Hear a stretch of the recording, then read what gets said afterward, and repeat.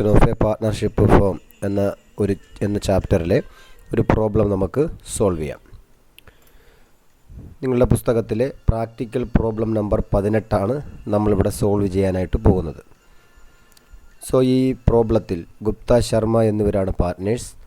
അവരുടെ profit sharing ratio പ്രത്യേകമായിട്ട് തരാത്തത് കൊണ്ട് തന്നെ അവർ ഈക്വൽ പാർട്ട്നേഴ്സ് ആണെന്ന് നമുക്ക് അനുമാനിക്കാം. നമ്മൾ ആദ്യമായിട്ട് റിയലൈസേഷൻ അക്കൗണ്ടാണ് തയ്യാറാക്കുന്നത്. റിയലൈസേഷൻ അക്കൗണ്ടിലേക്ക് നമ്മൾ ആദ്യം അസറ്റുകളെല്ലാം തന്നെ ട്രാൻസ്ഫർ ചെയ്യുന്നു. അപ്പോൾ ഈ വീഡിയോ കാണുമ്പോൾ നിങ്ങളുടെ കയ്യിൽ ആ പ്രാക്ടിക്കൽ പ്രോബ്ലം ഉണ്ടായിരിക്കണം. അപ്പോൾ അസറ്റുകളെല്ലാം നമ്മൾ ട്രാൻസ്ഫർ ചെയ്യുകയാണ്. Sundry debtors, stock, bills receivable, machinery, investment, then fixtures.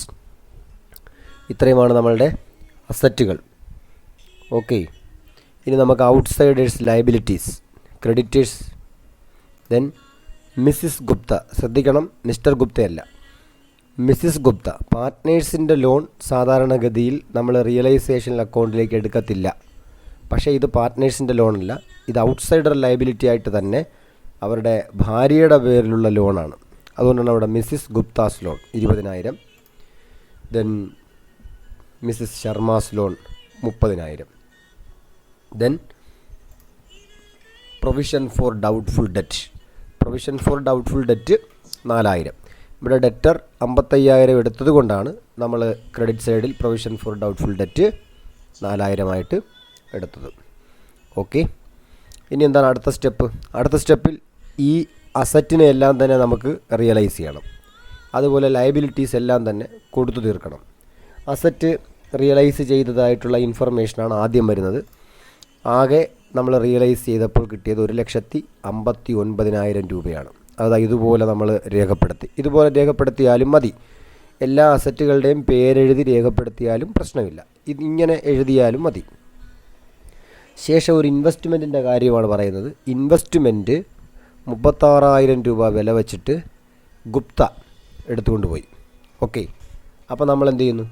അയാളുടെ ക്യാപിറ്റൽ അക്കൗണ്ടിൻ്റെ പേരിൽ റിയലൈസേഷൻ അക്കൗണ്ടിനെ ക്രെഡിറ്റ് ചെയ്യുന്നു 36,000 രൂപ. ഇങ്ങനെ എടുത്തുകൊണ്ട് പോകുമ്പോൾ തന്നെ അയാൾ പറയുന്നുണ്ട് അയാളുടെ വൈഫിൻ്റെ പേരിലുള്ള ലോൺ അക്കൗണ്ട് അയാൾ കൊടുത്ത് തീർക്കാം എന്ന് പറയുമ്പോൾ നമ്മൾ അയാളുടെ തന്നെ ക്യാപിറ്റൽ അക്കൗണ്ടിലൂടെയാണ് നമ്മളത് അഡ്ജസ്റ്റ് ചെയ്യുന്നത്. സോ എക്സ്പെൻസ് ആയതുകൊണ്ട് തന്നെ റിയലൈസേഷൻ നമ്മൾ ഡെബിറ്റ് ചെയ്യുന്നു 20,000. ഇനി പ്രധാനമായിട്ടും ക്രെഡിറ്റേഴ്സിന് നമ്മൾ പൈസ കൊടുക്കുന്നു. സോ ക്രെഡിറ്റേഴ്സ് 36,860, 3% ഡിസ്കൗണ്ട് അവർ അനുവദിച്ചിട്ടുണ്ട്. അതുകൊണ്ടാണ് 36,860 രൂപ. ഇനിയുള്ളത് റിയലൈസേഷൻ എക്സ്പെൻസ് 1,200 രൂപ. ഇനി ഒരു കാര്യം പ്രത്യേക ശ്രദ്ധ വേണ്ടത്, മിസ്സിസ് ശർമ്മയുടെ ലോൺ നമ്മൾ കൊടുക്കാനുണ്ട്. അത് കൊടുക്കുന്നതിനെ പറ്റി പ്രത്യേകിച്ചൊന്നും പ്രോബ്ലത്തിൽ പറയുന്നില്ല. അങ്ങനെ പറഞ്ഞില്ലെങ്കിലും അത് കൊടുക്കേണ്ടതായതുകൊണ്ട് നമ്മളത് കൊടുക്കണം.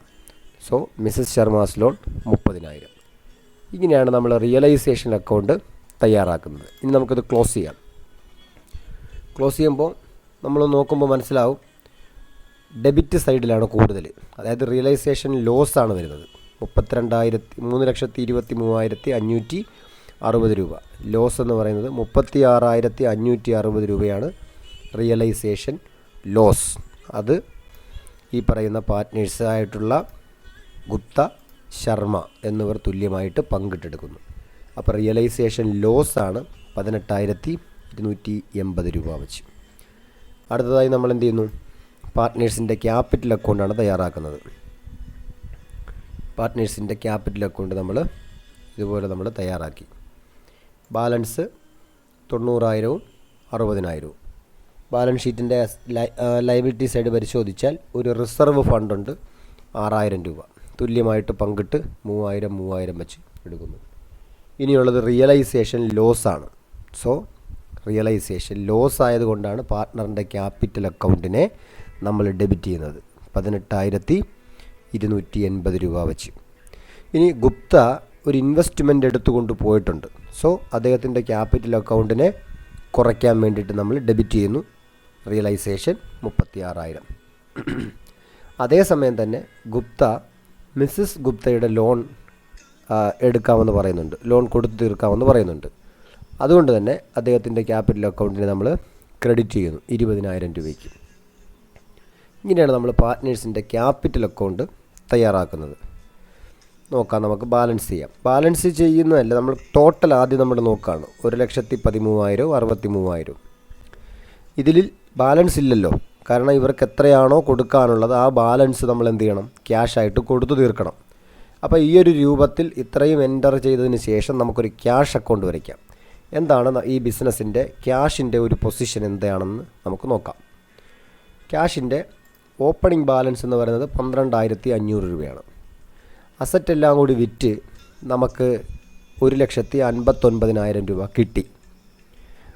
പുറത്തെ, അതായത് ഔട്ട്സൈഡർ ലയബിലിറ്റി എല്ലാം കൂടി നമ്മൾ കൊടുത്തത് creditors, realisation expense, Mrs Sharma loan എത്രയാണ്, 68,060 രൂപ. അപ്പോൾ ഇത് ക്യാഷ് നമുക്കുള്ളത്, ഇതിത്രയും നമുക്ക് കൊടുക്കാനായിട്ടുള്ളത്. ബാക്കി എത്ര ക്യാഷ് ഉണ്ട് നമുക്കൊന്ന് ചെക്ക് ചെയ്യാം.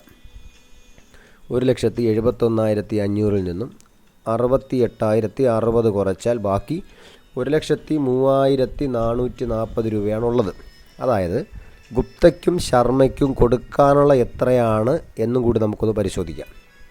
നോക്കിയേ, ഗുപ്തയ്ക്കിനി കൊടുക്കേണ്ടത് 58,720, ശർമ്മയ്ക്ക് കൊടുക്കേണ്ടത് 44,720. രണ്ടും കൂടി കൂട്ടുമ്പോൾ 1,03,440 രൂപയാണ്. സോ നമുക്ക് എന്ത് ചെയ്യാം, പാർട്ട്നേഴ്സിൻ്റെ ക്യാപിറ്റൽ അക്കൗണ്ടിനെ ഇങ്ങനെ ക്ലോസ് ചെയ്യാം. ക്യാഷ് 58,720 അങ്ങനെ ക്ലോസ് ചെയ്യാം. അതുപോലെ തന്നെ ക്യാഷ് അക്കൗണ്ടിൽ നമ്മൾ എന്ത് ചെയ്യാം, ഗുപ്താസ് ക്യാപിറ്റൽ, ശർമാസ് ക്യാപിറ്റൽ എന്ന രൂപത്തിൽ നമുക്ക് റെക്കോർഡ് ചെയ്യാം. ഈ രീതിയിലാണ് നമ്മൾ ഈ ഡിസൊല്യൂഷൻ പ്രോസസ്സ് അവസാനിപ്പിക്കുന്നത്. ഓക്കെ, അപ്പോൾ എല്ലാവരും ഈ വീഡിയോ കാണുക. കാണുന്ന സമയത്ത് നിങ്ങളുടെ കയ്യിൽ ആ പ്രാക്ടിക്കൽ പ്രോബ്ലത്തിൻ്റെ ക്വസ്റ്റ്യൻ ഉണ്ടായിരിക്കണം. ഓരോന്നും മനസ്സിലാക്കി വേണം ചെയ്യേണ്ടത്. എന്തെങ്കിലും സംശയമുണ്ട് എന്നുണ്ടെങ്കിൽ ചോദിച്ചാൽ മതി. Okay, thank you very much.